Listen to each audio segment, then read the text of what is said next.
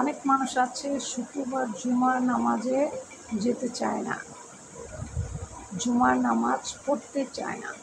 অনেক মানুষ আছে, আজকে তাদের জন্য আমার এই ভিডিও।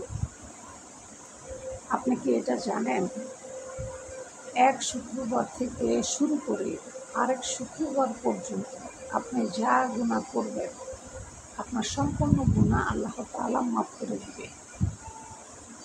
আপনি এই শুক্রবারে জুমায় গেছেন না, আবার সামনে শুক্রবারে আল্লাহ যদি হায়াত দেয়, আপনি যদি সেই জুম্মায় আপনি উপস্থিত থাকেন, তাহলে এক সপ্তাহ আপনি যে গুনাহ করছেন এই গুনাহগুলো আল্লাহ তাআলা ক্ষমা করে দেয়।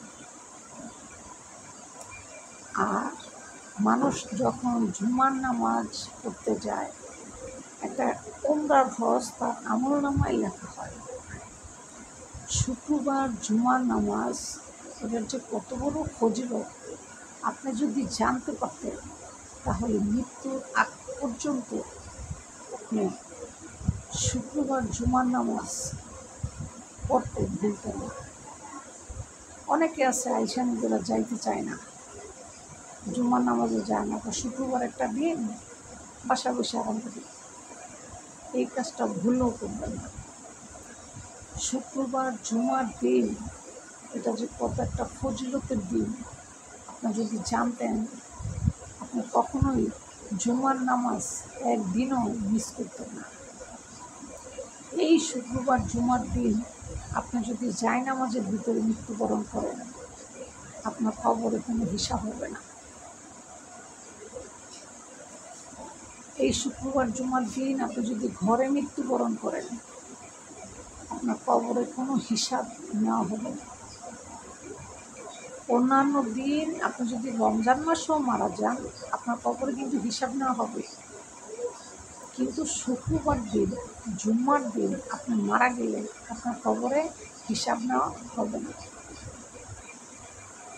তাহলে আল্লাহ আমাদেরকে কত সহজ সুবিধা দিয়ে দিছে, কিন্তু আমরা এত সুন্দর সহজ সুবিধা গ্রহণ করতে রাজি না। কারণ শয়তান আমাদেরকে আক্রমণ করে রাখছে, আমরা কীভাবে এত সুন্দর কথাগুলো গ্রহণ করব।